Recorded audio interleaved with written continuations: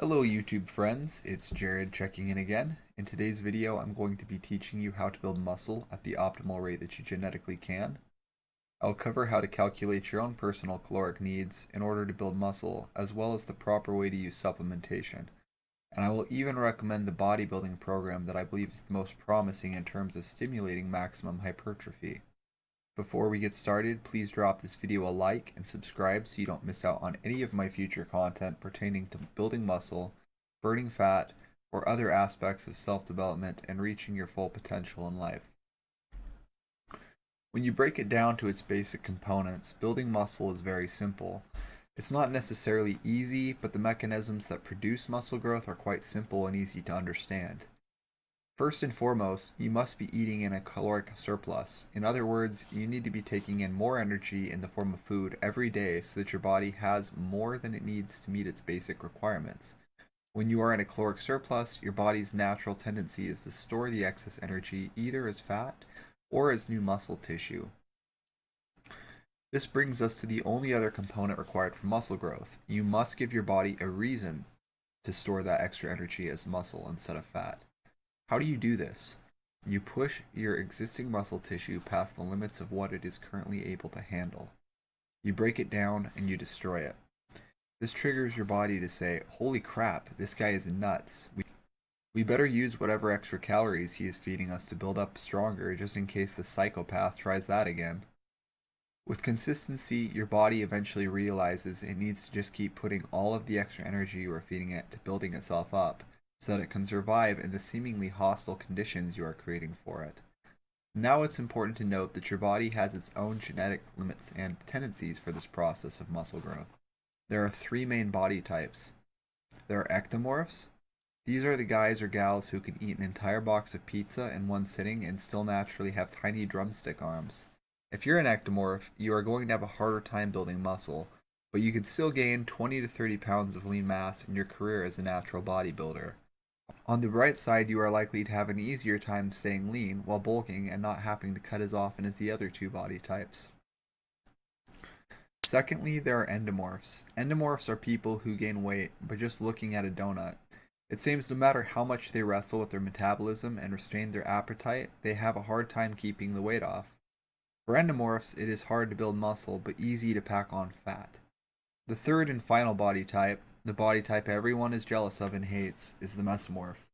These people naturally have hard, lean, yet semi-muscular bodies without even having to pick up a pair of dumbbells or watch what they eat.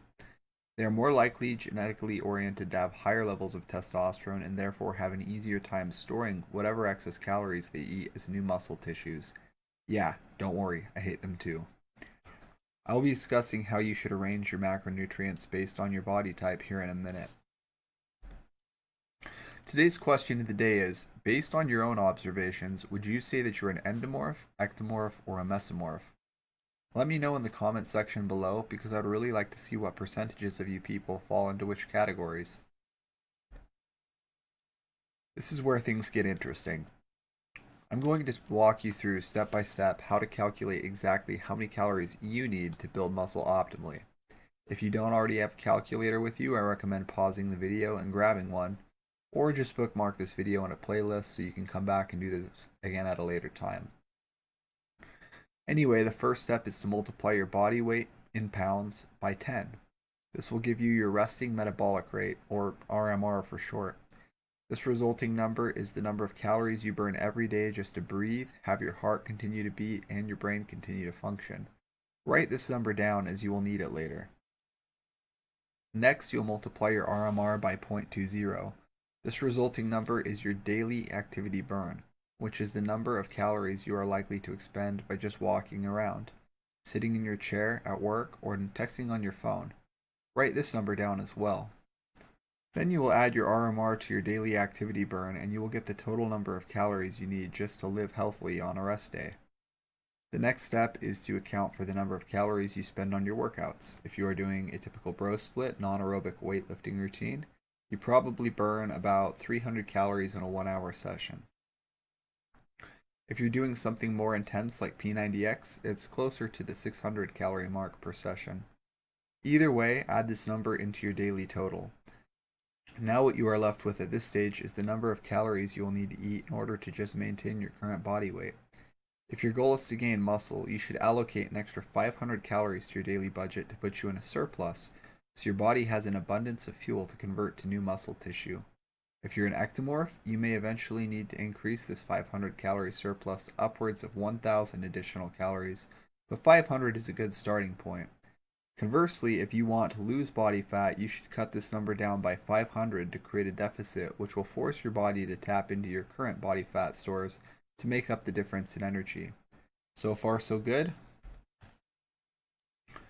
Now that we have the number of calories you need to eat to pack on muscle, we need to account for which of the three body types you are in order to decide what your macronutrient ratios should look like.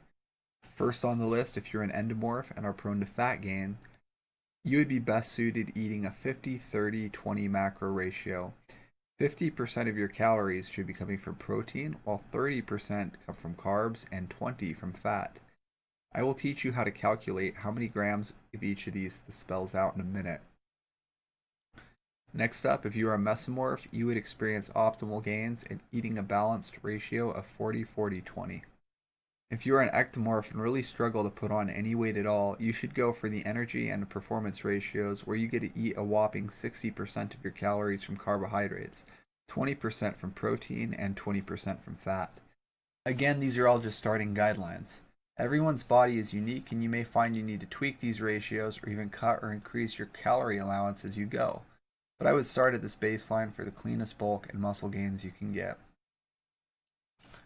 So in order to calculate how many grams of protein, carbs, and fats you should be eating, you need to know that 1 gram of protein is composed of 4 calories, 1 gram of carbohydrates is also composed of 4 calories, and 1 gram of fat is made up of 9 calories. If your caloric budget, for example, is 2,900 calories per day and you are an endomorph, you would multiply 2,900 by 0.5 to get a total of 1,450 calories that should be coming from protein each day. Then, knowing that 1 gram of protein consists of 4 calories, you would divide 1,450 by 4, which would give you 362.5 grams of protein to be consumed per day. One more example would be if you are a mesomorph and 40% of your 3,200 calorie budget is to come from carbohydrates, you would multiply 3,200 by 0.4 and get 1,280 calories from carbs each day. Then divide 1,280 by 4 and this would net you a total of 320 grams of carbs to work with each day. If this is unclear and you need help calculating your macros, just ask in the comment section below and I will do it for you. With the optimal diet for you to follow to build muscle taken care of and out of the way, we can proceed to the next question I always get, which is supplementation. Everyone always asks me what protein powder is the best and what supplements they should take. It's almost like people think supplements are some magic potion, like steroids, that are going to give them insane results that food won't. Let me make this very clear. Food always has been and always will be infinitely more helpful in your quest to build muscle than supplements ever will be. I don't even use a protein powder myself. Supplements should only be used to fill the gaps in your diet that you need in order to make up for what you can't with food. For example, if you are on a tight budget and can't afford 250 grams of quality protein from a wild Alaskan salmon, then eat what you can in salmon and make up the difference with a protein powder. Your health and gains in general would be better if it was all from wild salmon, or liver, or whatever other superfood you could think of. But protein is protein at the end of the day, and it will still get the job done for protein synthesis. If you absolutely must use a supplement to meet your macronutrient needs, then I would advise you to steer clear of protein powders altogether and instead opt for desiccated liver tablets. Why? Because with desiccated liver, you are not only getting a protein supplement, but you're getting a BCAA supplement, as they contain all 9 branched chain amino acids, as well as some non-essential amino acids as well. You're getting loads of vitamin A, vitamin B12, which has been shown to be a very anabolic vitamin, by the way, and you're even getting plenty of creatine in them. It's like you're getting 3 different supplements for the price of one. Furthermore, you should be aware of a study conducted by one Dr. Benjamin H. Ershoff. The name of the 1951 study is Beneficial Effect of Liver Feeding on Swimming Capacity of Rats in Cold Water. To summarize the study, Dr. Ershoff and his colleagues had 3 groups of rats. For several months before the final test, they fed the first group a standard rat diet. The second group of rats was fed the same diet, but with the addition of vitamin B12 added to their rations. The third group was fed the same diet as the first group, but with the addition of 10% of their diets coming from the desiccated liver. At the end of the feeding and preparation phase, each group of rats was put one by one into their own respective drums of water in which they could not escape. Their only choice was to keep paddling water or face certain death from drowning. Group 1 had all drowned by the end of 12 minutes. Group 2 took a little longer and had all drowned within 15 minutes. However, Group 3, the desiccated liver fed group, were all still swimming at the end of 2 hours. What does that tell you about the efficacy of this wonder supplement? There's a reason why old school classic bodybuilder himself, Vince Gironda, advocated taking 4 of these pills every hour throughout the day. In fact, he claims to have gained a solid inch to his arms in 1 month flat after incorporating this strategy. I mean, seriously, look at this guy. As far as I'm concerned, every word that proceeds out of his mouth should be considered bodybuilding gospel. Anyways, this video would not be complete without advocating a weightlifting regimen to go along with the diet and supplementation advice. If your primary goal is just hypertrophy, I would go with something like 10x10 German volume training. If your goal is primarily just to get strong, I would go with Bill Starr's 5x5 program. However, if you are looking for a muscle building program that is great all around and will not only just give you hypertrophy but also strength gains, then look no further than time volume training. Why exactly do I advocate time volume training? It's quite simple, really. For starters, it builds muscle like clockwork at a rapid speed, even in experienced trainers who are long past their beginner gains and are in their 40s, 50s, 60s, and beyond.